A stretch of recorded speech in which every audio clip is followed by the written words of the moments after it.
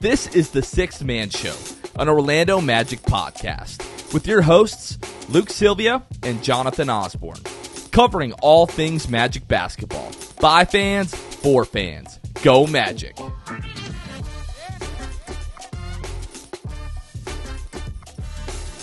What's going on, Orlando Magic fans? You guys are back with the Sixth Man Show. Today is April 1st, 2024. Jonathan Osborne here, as always, joined by my co-host, Luke Sylvia. Luke, as we are recording this, first of all, I want to wish you a happy Easter and wish all of our listeners a happy Easter. Hope you guys had a great Easter. And I want to ask you, Luke, how sore are you today? I already had my right foot had somewhat every now and then if I stepped on it weird, or not even that, it was randomly hurt, like the ball of my foot, right? Play yesterday, and I kid you not, hour after playing, I'm like limping up and down the stairs at Kia later that night. Our good buddy Jesus Cologne was there with us before the on-court experience, and he saw me walking down the stairs. He said, "Luke, you hurting?" "Hey, Jesus, I got this foot. This foot's in bad shape." But yeah, I got up this morning and it was rough. I woke up and I just had to walk it off, and it thankfully got better the more I walked and stuff. But yeah, I'm feeling it today, that's for sure. How about you? Yeah, I'm feeling it. So anybody that doesn't know what we're talking about, maybe you've missed the last few episodes or just forgot. So Saturday we had a group day, really. Like, we've been calling it a group night, but it was really a group day where we started from 1 to 3. The Magic let us play pickup on the Kia Center floor. I had to kiss the Magic logo right there in the middle of the star. It was the classic floor that we were playing on. How could it be any more perfect? And literally, I think it was the first or second possession. I was actually being guarded off ball by one of our patrons, Santi. And I go to plant my left foot to fake inside and cut to the corner. And my wife has it on video. You see me plant my left foot and it just slide out from underneath me and just completely crunched my left Achilles, which has given me a lot of problems in the past. And it hurt a lot. And it continued to hurt throughout our pickup sessions, continued to hurt throughout the night, today. Now, both ankles are sore. The knees are a little bit sore. The calves are really sore. But the front muscle of your front calf, you know what I'm talking about? On your shin bone, that muscle is absolutely killing me. But nobody got seriously injured. Everybody had a good time. Most of the games were fairly competitive, and people just keep sharing, this was so great. So it was literally a dream come true. People were getting emotional talking about it. It was we literally just had such a great time. Couldn't have asked for a better group. Shout out to our guy, John McCall, who helped really make everything happen. The sales team, the innovation team, Nathan Berger, those guys came to us with this idea. And yeah, it legitimately a dream come true. As a kid, you dream of playing on an NBA floor. That dream looks a little bit different than what we did on Saturday. But nonetheless, just being there, Luke and I, we did make some shots. I think we both hit a 3 in in game. So that was awesome.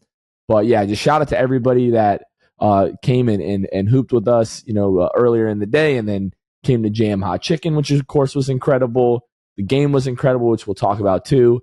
But yeah, just an awesome day. It was a lot of fun. It was awesome. It's always awesome to get around the listeners of the show and patrons even who support us financially, and awesome to get together with them. And you, again, just another testament to how big the community is, whether it be Magic fans or people that listen and support the show. Super awesome to get to put a lot of names to faces and things like that, and couldn't be more grateful for it. And again, like you said, those guys with the Magic that helped set it up, John McCall is the one that we have definitely more of a direct relationship with. Just a good dude setting that up for us. That opportunity doesn't come around much. We're hoping that we can continue to do that. Obviously not again this year, but hopefully in the future we'll have more opportunities. So if you're like, oh man, I hate that I missed this, you got to listen to every episode. Who knows? We might be saying, hey, we got 60 spots or whatever it is next year, the year after, whatever, whenever we get to do this next, we got this many spots open. So you got to be one of the first to get to it because it was listen, man, it was an affordable price. I think it was $100 for that, which I think some people absolutely would easily pay $100. I would pay triple that just to do what we did. Just to do what we did on the court. And then not just that, but then to have lower bowl seating and a group of just rabid Magic fans. And then obviously we'll talk about the Grizzlies game or what happened and what came of it. But to get to experience that, it was a perfect day. If you're a Magic fan, that was the perfect day. Play on the court. And that was the craziest way, like the trippiest part of it all. Sitting in the arena that night, being like, I played on I was running and taking shots on that exact court that these guys are playing on right now just a few hours ago. So it was awesome. Really words can't do it justice what that experience was. And I'm excited for us to be able to do it again. Yeah, you kind of brought it up. I wasn't going to bring it up because I don't want to sort of rub anybody the wrong way. But I guess if you're listening to the show, this probably won't rub you the wrong way. But we were getting DMs from people like, oh my gosh, I can't believe I didn't know about this. Like, how can I find out about this? Blah, blah, blah, blah. Like, you guys didn't post a link. First of all, we did. But second of all, listen to the show, guys. We're the people that help support the show are the people that we're going to give access to this really awesome stuff to first. The first people that we brought this to was our patrons because they help literally financially make every episode possible. We couldn't do this stuff without them. So yeah, we brought it to them first. So hey, if you want to be clued in on stuff like this, the Patreon is a great way to be able to do that. And then after that, we put it on the show first. If you actually listen, if you actually watch, you're going to know about it first. There are people that listen to our show at midnight when it drops every single time. And they were the first people to buy tickets at 1, 2, 3 a.m. Right. Most of the tickets were sold out by 5 a.m., which tells you we hadn't posted the link yet. And that's the other thing too, because people are they're probably listening to this and they're like, okay, well, let's calm down. I'm not I got to sleep. I got a family, whatever. I can't do that. I can't listen to the show between the hours of 1 and 5, if we're being honest. And to that, I would say, like you said, Jonathan, we let our Patreon group know first. We do it with everything, right? We're having a guest on the show. We're likely putting in the Discord the night before or a couple nights before, right? When we've got it lined up and everything. We have a group night. Links are going there, right? First, anything cool happening, we put there, and things like the Court of Dreams experience plus the game, that all we got. The Magic basically just said, hey, do what you guys want to do with this ticket link. We don't really care. You guys have 60 slots for the on-court experience plus the game. So we went to the Patreon first. And we told them. And they got to say, okay, well, I'd like, 2 tickets, me and my wife, me and my brother, whatever. And so, yeah, that's going to be the best way, the most feasible way for those of you who aren't able to listen between 1 and 5 a.m. Because guess what? I wouldn't be able to either. So the Patreon absolutely is the way to go. So patreon.com/the Six Man Show. Go there. We got a few different tiers. They're all relatively affordable. And we post that to the Patreon whenever we get new stuff happening. So go do that because it is the best way. Absolutely is. So again, just shout out to everybody that came out. Yeah, we're going to do another one of these. Hopefully, maybe next season. There's been talked about, maybe we could do this once a season. So yeah, if you're listening to the show, this is like Luke said, the Patreon really is the best way. So, yeah, be sure to join that. Even we posted that to everybody in the Patreon. So even the folks that they just want to support $2 a month, which is fantastic and helps and goes a long way. For $2 a month, you can be updated on all that kind of stuff. Right. When I interviewed Paolo, for our 400th episode, I took a picture of that, and Ben took a picture and sent it to me, and I got yelled at because I put it in our Discord before I sent it to Luke and Kevin. So you guys get stuff even before the Six Man Show gets it sometimes. So yeah, just do that to be keyed in for sure. Luke, I did want to take another couple of minutes before we get into other things here. Just talk about the fact that the Magic have now won 43 games on the season. They're 43-31, which cements the Magic's best record since 2011. And I think it was Belgian Magic on Twitter. I might be getting that incorrect, but he basically started this awesome trend of show a photo of yourself from 2011, show a photo of yourself now. It's been 13 years and look at the difference. And everybody was sharing like their own version of that. And it was just so much fun. And like the world has changed in 13 years. We all have changed so much in 13 years. And to think we had to go 13 years to experience a season like this again. First of all, it's just a testament to Jamal Mosley and what he has built here the last 3 years. It's a testament to Paolo Banchero and the difference that he has made here in the last couple of years. It's a testament to guys like Jalen Suggs, Franz Wagner, Mo Wagner, Cole Anthony. I don't want to leave anybody out, but like everybody on the roster is included in this, in the change that we have seen mainly over the course of the last 3 years. 43 wins. They're not done winning yet. Still think they can get pretty close to 50. 48, 49 still feels possible, Luke. But yeah, to look at some of those photos, especially you, myself, Kevin, almost unrecognizable to the people that we are today. And it was really cool just to see different people in the Magic community share them. Like, wow, like, fam, we've all had a major glow up. That's what I will say. We look much better now than we did then. Everybody looks great now. And yeah, still more wins to come here. Yeah. And I was 14, so like I was a baby. I was a literal baby. But yeah, the photo that I put up was me with a couple of Magic dancers. It just happened to be that was that year. I just like was going through my Facebook uploads and I just happened to find, and I was like, oh, it just happens to be the year that I need it to be.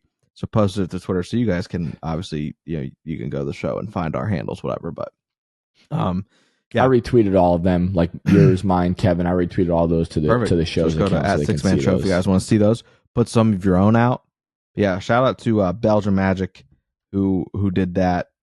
Great idea.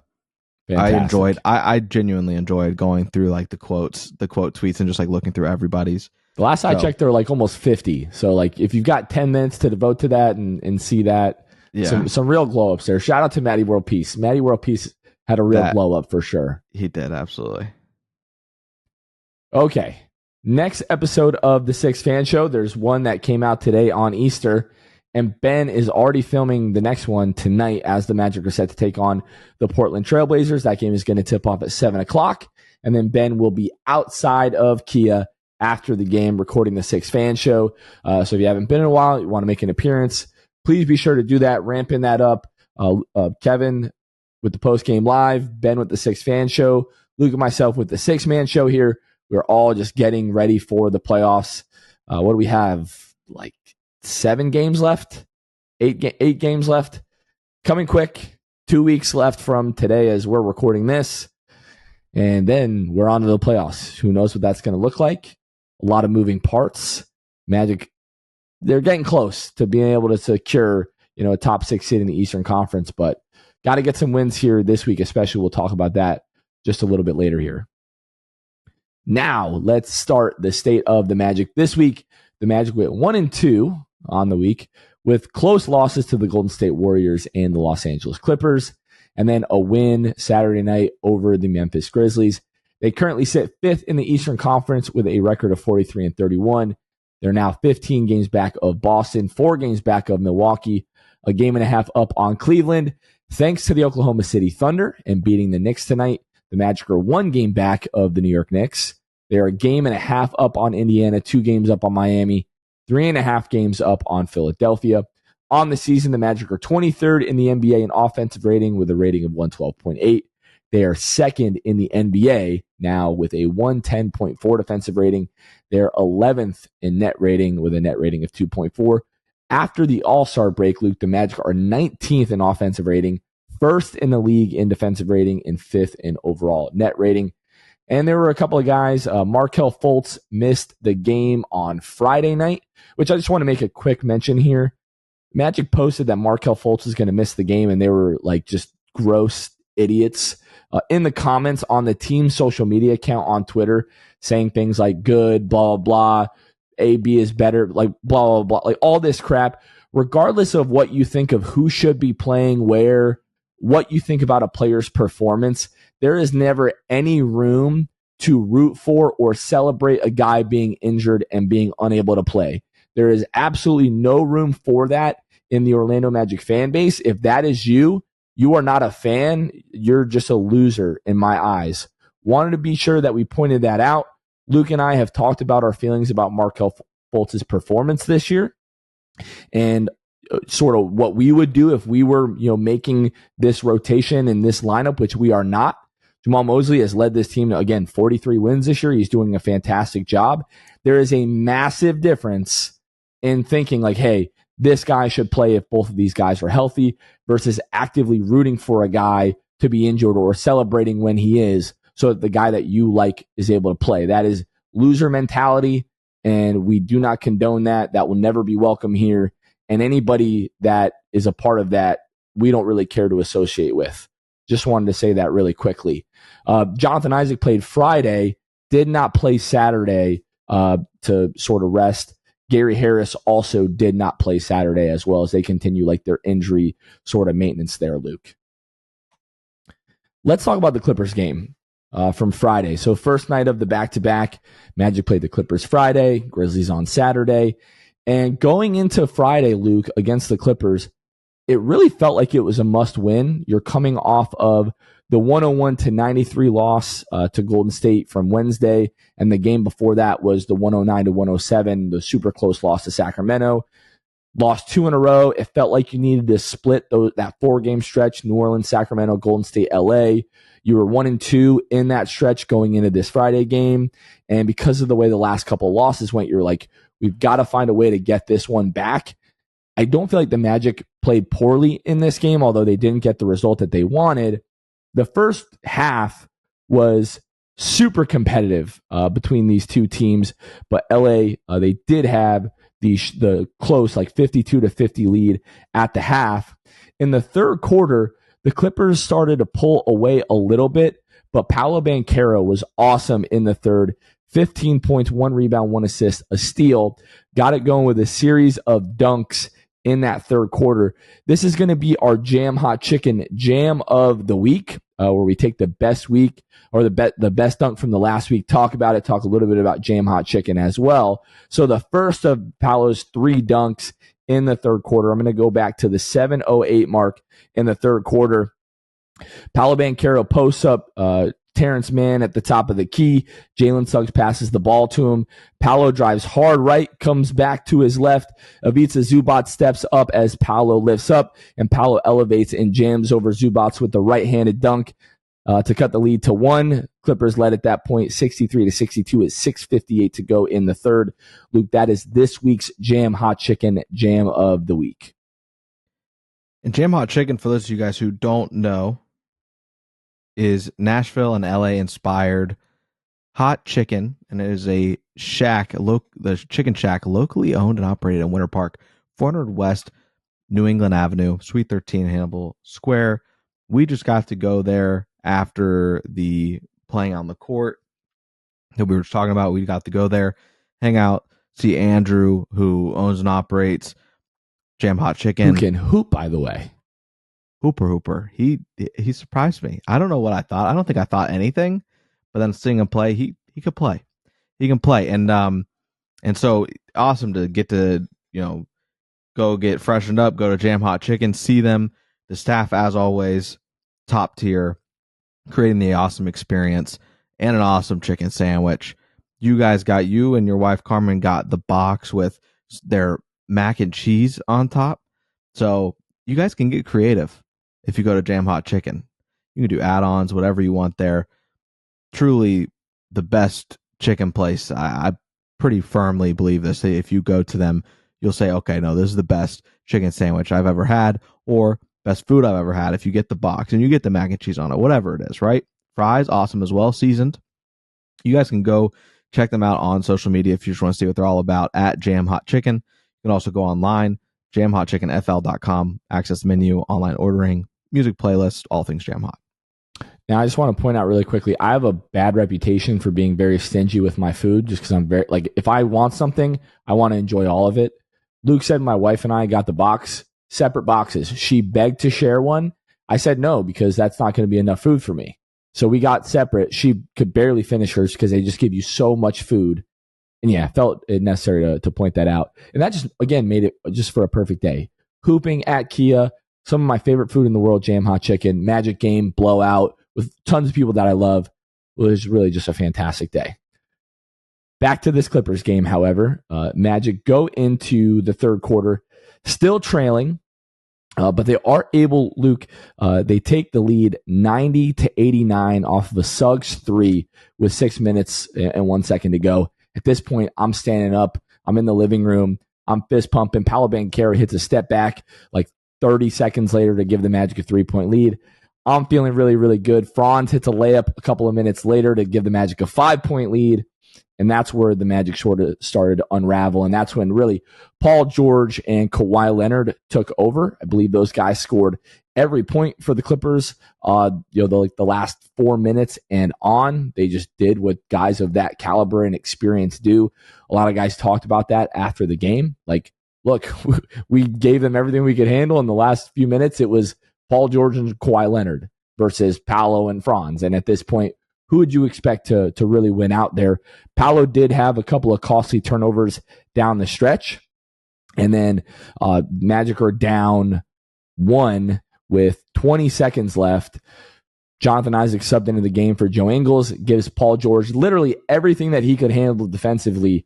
And Paul George just hits the tough turnaround right in J.I.'s face with 5 seconds left. Franz Wagner got 2 looks at 3. Neither of those fell, and the Magic lose 100-97. It was frustrating for this to be the third straight loss. It was frustrating to have those costly turnovers and mistakes down the stretch again. Mo Wagner after the game, Luke, I know that you know that I love Mo Wagner. I love how level-headed he is, how he keeps his team really grounded.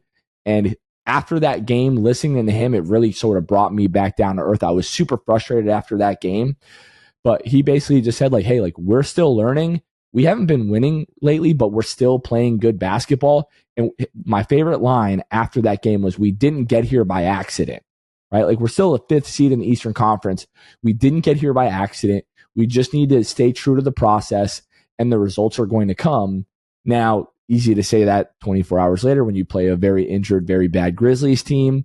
But obviously, you're up 40 at some points during that game, and you come away from that game feeling pretty good, Luke. But yeah, the Clippers' loss was a bit frustrating to me. What were your takeaways? The separator here down the stretch was obviously Paul George, who had a really hard time getting it going. Ends the game 4-14 from the field. But that's just what stars do. Down the stretch, they're able to flip the switch and get going. And that's exactly what he did. Him and Kawhi everybody knows this, but him and Kawhi is one of the most dangerous 1-2 punches in the league and should not be overlooked. I know the Clippers have been memed quite a bit for the failures and how close they've been to almost achieving some pretty impressive things and just never being able to put it together. But in the regular season especially, you get to see these guys on full display. Kawhi Leonard in this one, obviously 29 points, 12 of 21 shooting, 3 of 6 from 3. He was phenomenal. And on top of that, 4 steals, 2 blocks. So he was awesome. But Paul George, you did a good job on him, especially starting out the gate. I believe his first field goal attempt he missed. Gary was chasing him off of a screen, gets a slight contest in there. PG misses it. Next possession, or not the next possession, but the next shot, Wendell Carter Jr. does a pretty good job staying with Paul George. And I do think that kind of set the tone where PG isn't seeing his first 2 shots go through the hoop and really just made him struggle there until the final stretch where he really had to turn it on. But this game, and Kevin said this on the postgame live after this one, he just essentially said, we've lost 3 straight, but this one felt a whole lot better than the last 2 because it just felt like we belonged. You hold the Clippers to 100. And the Magic struggle offensively, which isn't a huge shock. But, they've got 2 of the best 2-way players in the league, and Kawhi and Paul George. You're going to struggle, especially if you're an offense that already does that. So, for me, you stuck with it. Listen, first half, you shot 7 of 14 from 3. You had a great performance. But also, on the flip side, Paolo and Franz shoot 3 of 11 from the field. So, kind of a weird balancing act there. Second half, Paolo really gets it going. 12 shots, was 7 of 12 from the field. And that's what you need, especially down the stretch from your guy. Obviously, those costly turnovers really sucked. But, yeah, and then you also shoot like 20% from 3 in the second half. So it's a give and take game. You lost by 3. It wasn't like you didn't play terribly at all. And in this one, you hung with the Clippers, who, if healthy, have a great shot at winning a title this year. So I think you can't really be too hard on yourself for this one. 17 turnovers is too much. You force 17 turnovers, but on the flip side, the one thing the Magic don't do great is get out and run. And this was evident, right? Like that typically happens off of a turnover. And then in fast break points, Clippers 19 fast break points in this one, Magic 9. So 19-9 in that respect. You don't shoot as many free throws as you want, 15 of them. There's a lot that you can look at and get from this game, but at the end of the day, like it was just two good teams, and they were both under each other's skin defensively. It was a pretty great performance. The other thing too, Jonathan, that is becoming a thing, and they've talked about it on the broadcast, but just the lack of free throw attempts that are happening now because refs are getting like they've gotten the call is in. The NBA is like, hey, you guys need to start preparing for the postseason. I also think guys are just settling for jumpers way too much because teams are just clogging the paint. Well, not just the Magic though. Like this is a league wide thing. Oh, like for sure. Yeah, that refs are just getting to the point where they're just not calling as much. But obviously, in the Magic's respect, I absolutely agree with that. But even if you look at it, the Clippers shoot 12 free throws, so they're just letting guys play. And as it also has been pointed out on the broadcast, typically advantage Magic when you're able to just get out and play and be physical, not have to worry about the whistle every 5 seconds and, the refs making it a ref show. But they're gearing up for the postseason where it is going to be physical, not as much whistles happening. But all in all, man, I was not disappointed with this game. Disappointed down the stretch, for sure.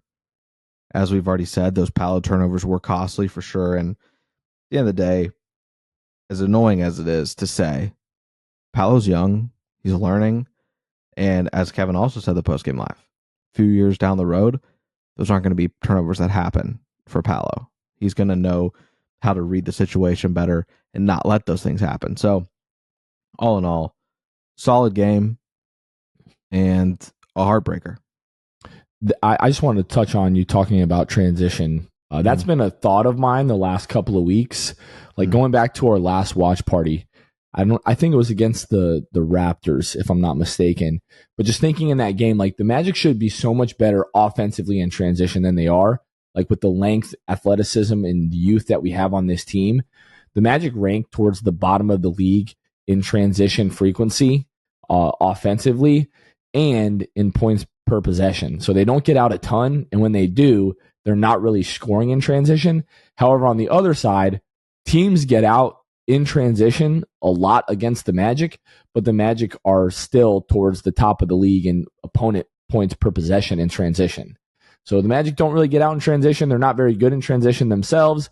Teams do get out and run on the Magic, but they don't really score in transition on the Magic. So it's this weird sort of thing where it doesn't really help you, doesn't exactly hurt you, but it feels like it should be a little bit more of a strength than it is. Yeah, you should be able to capitalize on the fact that you do so well defending that. That's typically a great opportunity to turn it the other way and get some of your own. And with the agents of chaos that we have on this roster, Markelle Fultz, Jalen Suggs, Gary Harris, Jonathan Isaac, like those types of defenders who like to cause deflections, like you would think that would lead to more transition. So it is interesting. But yeah, I just wanted to point that out. We are going to take a quick break for a word from our patrons or for our patrons, however you want to look at it. First of all, again, just big shout out to our patrons. A lot of you joined us Saturday to hoop at Jam at the game, which was so much fun. Thank you guys so much. And I got to talk to our guy, Gear 95 Shred, as a matter of fact, at Jam Hot Chicken. And I told him, like, bro, like, we say that this stuff would not be possible without you all, without our patrons. It's the absolute truth. Like, my wife would not have let me do this as long as I have, with everything coming out of my own pocket like it used to. So thank you guys so much for your support, everything that you guys do. It has allowed us to just continue to invest and improve like things into the show to help legitimize us and make a better content, which helps improve our reach, which has helped us create the relationships that we have, like we have with the Magic, that has allowed us to do things like we did on Saturday. So big shout out to you guys. We give special shout outs whenever we have brand new patrons. We have a special new patron, Sammy, who came, played basketball, was at Jam Hot Chicken, was at the game, cheering, is on the Six Fan Show all the time. Sammy blessed us at the elite tier level, joining the Patreon. So big shout out to Sammy. Really, really appreciate that. And then we give a special shout out to the elite tier and Hall of Fame tier patrons every single episode. So we will start with Court Cousins, then best friend of the program, Drew Gooden, who came out with his wife, Amanda. Both hooped. Drew's got like some sneaky basketball IQ. I don't know if you all know this. And he had like this crazy like 720 between the legs behind the back, like backflip dunk that we got a screenshot of. We didn't get any photo, like video evidence of that. So you'll just have to take us at our word for that. But it was crazy. It was the sickest dunk I've ever seen. Had to be there. I think Jeff Weltman came out and tried to like offer him a max contract, but he's like, I do YouTube. This is awkward. Sorry. Thanks, but no thanks. But yeah, Drew, just all around great guy. Shout out Armin, Carson, Tulo, Ellis, Jonathan Borges, Normal, Magic Player History, Gabe Gaines Wiffle, Michael Martin, Jamel Miller, Michael Salapong, Donkey Punch Dave, Paolo and Francis Warmth, Pierre A. Dylan Holden, Mr. Mikey, Eduardo Sanchez, Danmo, Dutto 15, Bobby Skinner, Goody 93, Teddy Sylvia, Eric Lopez, Fuchsia, Bill Fulton, Edmund Lagone, Jose Esquilin, Caleb Pete, Cannibalism, Ty, Mr. TV, ESPN Really Sucks, Gear 95 Shred, Junior Bruce, Halfreakin, Shahin 177, Bobby the Don, Himlo Ben Himro, R Improv 221, Ray Pastrana, Magic Kid 714, Mysterious Mosley, Victor Cologne, Irish Magic Mike, Austin Lampy, Random Hustle, Only Franz, Maria, Keith Wallace, Fritz, Currency Kev, Bruv Sal, Kason Green, Santi Leon, Kane Eckler, The Distract, Ahmad Timsa, Chansu, Tom Gatson, Dead Air, Richard Tuttle, Jeremiah Quintero, Magic Wire, Debo 1980, Magic Matt, Michael Thompson, Mama Richmond, Next Napa, What's Up, Playoffs 2024, Dylan Fay and Sammy. A big shout out to all of our patrons. Again, you can find us at patreon.com/the6man-show. Let's head to Saturday night. Again, second night of a back-to-back. No Gary Harris, no Jonathan Isaac. Those guys were ruled out for injury maintenance as we keep getting closer to this playoff run, which again, there will be no back-to-backs. Let me take a quick look at the schedule. Do we have any back-to-backs? We do have one more back-to-back here, April 9th and April 10th at Houston, at Milwaukee. Kevin's talked about that on the postgame live, but what a crappy road trip that is so late in the year at Houston, at Milwaukee. Really, really just doesn't make sense. But we don't have to worry about those in the playoffs. So when it comes to Gary, when it comes to JI, as long as they stay healthy, that should not be an issue come playoff time. Minutes, probably a different discussion, especially when it comes to Jonathan Isaac. But Cole Anthony back in the lineup for this one. The start, Franz Wagner, Paolo Banchero, Wendell Carter Jr., Caleb Houston, Jalen Suggs. First couple of minutes of this game, Luke, were a little bit slow. Magic and the Grizzlies were tied 9-9 at the 6:48 mark. And then I think the Magic went on something like a 30-something to 4 run, just completely blew this game open. It was a Magic 58-34 lead at the half. Magic ended up, their biggest lead in this one was 43 points. Just an all-around blowout. Starters didn't play a minute in the fourth quarter. Just garbage time, basically, for, Anthony Black, Chuma Okeke, Admiral Schofield, those types of guys. We had tons of fun. 10 minutes left in the game. We started to play the song chants, which people, obviously, they told us they could hear throughout the lower bowl and throughout the building. But you could even hear us on the broadcast. At one point, you could hear us actually singing the song, not just asking and begging for them to play the song, but we were singing the song. And just shout out to everybody that came out to this game. Having an atmosphere like that was so much fun. We put up extra tickets for sale, apart from like the pregame hoops experience, just because we're like, hey, if we can get more Magic fans at this game at a discounted rate, it's a great environment. Nobody took advantage of that. That's completely fine. I get not wanting to pay the same amount of money and not have the same experience. But the $100 to be at that game with Magic fans like that and to have that much fun, in my opinion, would have been worth it in itself. And just shout out to everybody that, again, great day with everybody and just made this game so much fun. And the Magic just kicking the crap out of a team that they should kick the crap out of. Shout out to Memphis. They played hard. They're crazy injured.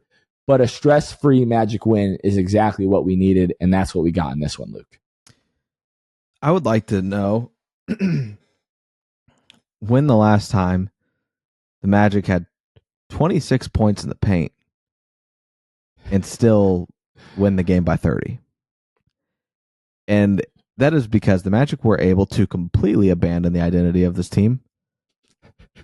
There was not much paint touching happening because the Magic shoot 44 three-pointers and they make 22 of them. Franz Wagner still didn't make one, man. And Franz Wagner still couldn't get it to rough. Go. But Markelle Fultz... Hey, we've been talking a lot of trash about Markelle Fultz. If you're going to make 2 for 3 in every single game, forget everything that we said about Anthony Black. Be more than happy to play Markelle. Just want to say that. Yeah. I want to see it, but if that's what we're getting, it's a different conversation. And I'm not going to say certain things because I will come across as a hater and discrediting this.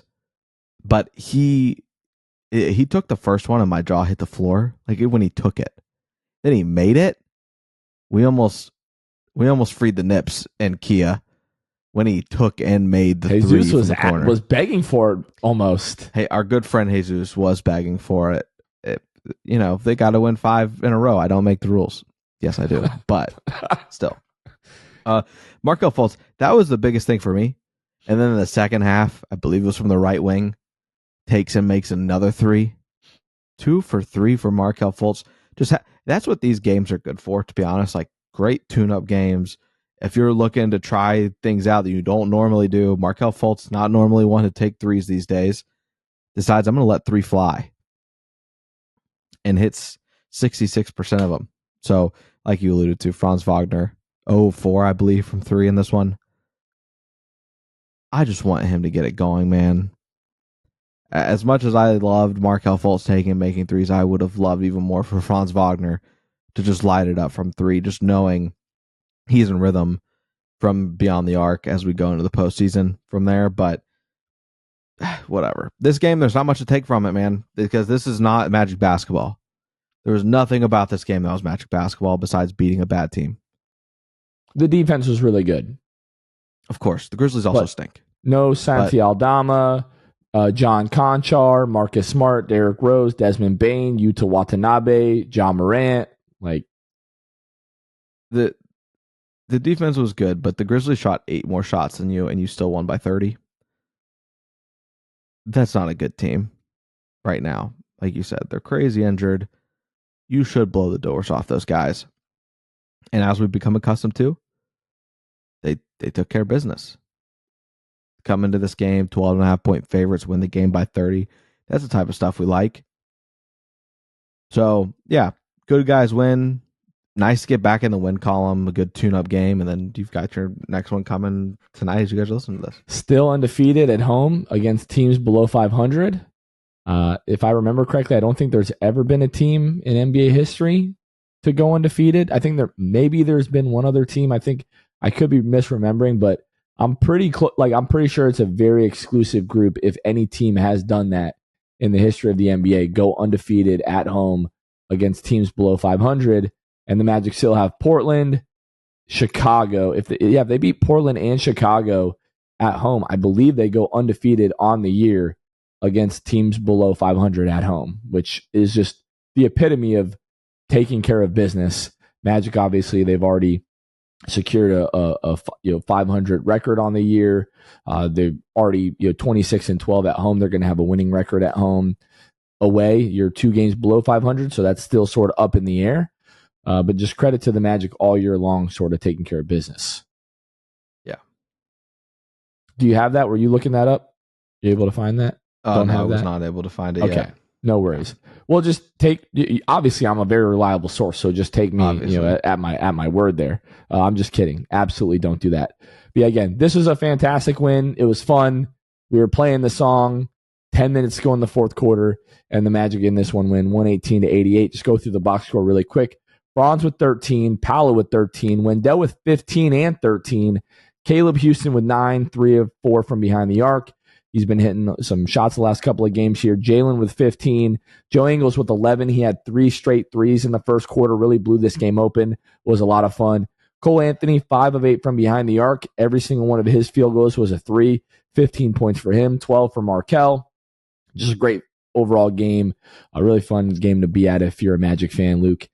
And now let's go ahead and take a look at the week ahead and probably wrap this one up here. It's going to be a little bit of a shorter one, recording on the holiday here. Luke, we start Monday at home versus the Portland Trailblazers at 7 o'clock. Wednesday, you hit the road for, I believe, is the second to last road trip of the year. You got one the last week of the season there, but you're at New Orleans on Wednesday at 8 o'clock, at Charlotte on Friday at 7 o'clock, and then you're back home on Sunday to take on the Chicago Bulls at 6 p.m. I want to say, Luke, I don't think Brandon Ingram is back, if I'm not mistaken. I'm actually taking a look at that right now for us. Yeah, Brandon Ingram is out. Jose Alvarado has been out. Don't know if Brandon Ingram is going to be back by our game on Wednesday against the Pelicans. With no Brandon Ingram, I like the Magic's odds. They're going to need some of these wins down the stretch here. I like the Magic to go 4-0 this week. Sue me. I'm going to say 3-1. I'm going to say 3-1. I'm going to say that you drop that game to the Pelicans, and then you take care of business in all the others. With no Brandon Ingram? Listen. You think so, huh? I'm just going by what's likely here. And I feel like in 4 games, you're bound to lose one of them. We'll see. Maybe this Pelicans, team is 6-4 in their last 10.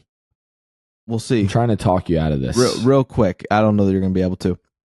When you're talking about being undefeated against teams below 500 at home, real quick, I instantly went to, okay, what's an obvious team I can look at to see if they did it? Golden State Warriors, 15-16, 73-9. We're all familiar. I'm going down the schedule, right? So many of their losses, but, relatively speaking, of their losses, so many happened on the road. I want to say, their first loss at home was game 77 or something. That was their first loss at home. They lost to the Boston Celtics, who were over 500. April 5th, 2016, with just 5 games remaining, 77th game of the season, they play the Timberwolves, who were 29-53 that year. They go to overtime and lose to the Timberwolves. So they didn't even do it. And okay, I've got a Josh Cohen article for you. So if you don't follow Josh, he is at Josh_Cohen, which is COHEN _NBA on Twitter. Josh_Cohen_NBA on Twitter. I'm looking at this. The Orlando Magic have a chance to do something rarely done at home in an NBA season. All right, looking at this, it's not exactly what I said before, which, shocker, I told you not to listen to me. But he goes on and he's talking about the last time this many above 500 teams at season's end didn't lose a game in their home arena against an under 500 team at season's end was the 2011-2012 season. So that was 12 years ago, at least. And this article, as of March 14th, it was the Orlando Magic, the Celtics, and the Thunder were the only teams that are undefeated in their home arenas against teams below 500.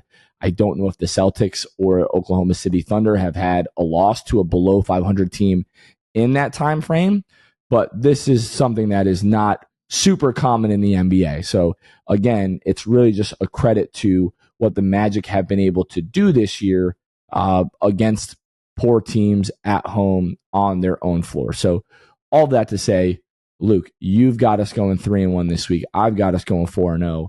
Both of those would be fantastic outcomes for the Magic. as you still have Indiana and Miami on your heels. You've got New York, you've got Cleveland just right above you. So as it is April 1st, anywhere from the 3 seed to like the 8th seed is all still very possible for the Magic. So Luke, they've got to get some wins this week. And we're rooting for those other teams to lose, of course.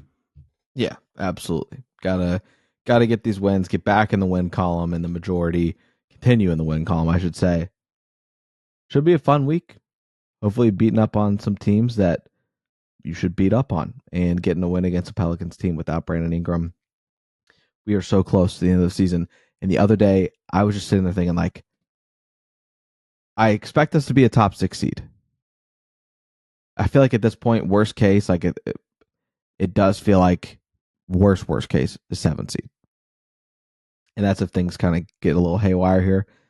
I looking at the Philly thing, like with Philly being at 8th right now, I just don't see that happening.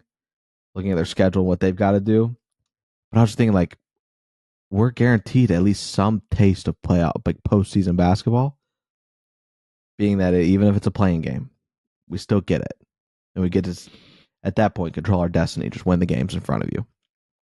I would have killed to be in this position last year, but it's just awesome to just be like, we're playing meaningful basketball. It is April. It is April, and we're still playing meaningful games. Let's get some more wins, solidify that top 6 spot, and then playoff basketball in Orlando is going to be electric. And not just like kind of meaningful, like super meaningful games, like even against bad teams, they're all meaningful. Home court, like advantage implication, like playoff level basketball into April, which is awesome. And I just looked, Boston and Oklahoma City still have not lost to a below 500 team at home this year. The Magic technically have that one loss to Atlanta, which was not really a home loss, the Mexico City game. So we're not counting that. And it doesn't fit our propaganda right now, so in our agenda. So we're not going to include that, obviously. All right, that's going to do it for this one, y'all. Big games coming up again. Kevin on the post-game live on YouTube after every single game, presented by Rockham. Ben is going to be outside Kia tonight after the game against the Blazers. Hopefully it's another blowout. Hopefully another stress-free victory for the Magic. Let's keep it going here. For Luke Sylvia, this has been Jonathan Osborne. You all have been listening to the Sixth Man Show, and we will catch you guys next time. See ya. Thanks for listening to The Sixth Man Show. Be sure to subscribe on iTunes and Spotify to get new episodes downloaded directly to your phone. If you enjoyed the show, please take a minute to give us a 5-star rating and a review. It helps out the show a lot. Follow us on Twitter, Instagram, and Facebook at Sixth Man Show. We'll catch you guys next time. Go Magic!